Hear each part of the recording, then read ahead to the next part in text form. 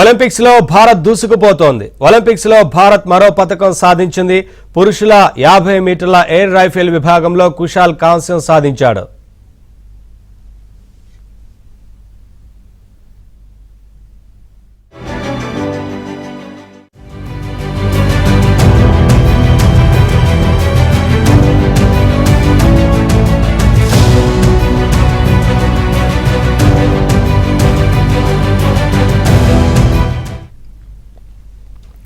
Olympics లో Bharat దూసుకుపోతోంది. Olympics లో భారత్ మరో పతకం సాధించింది.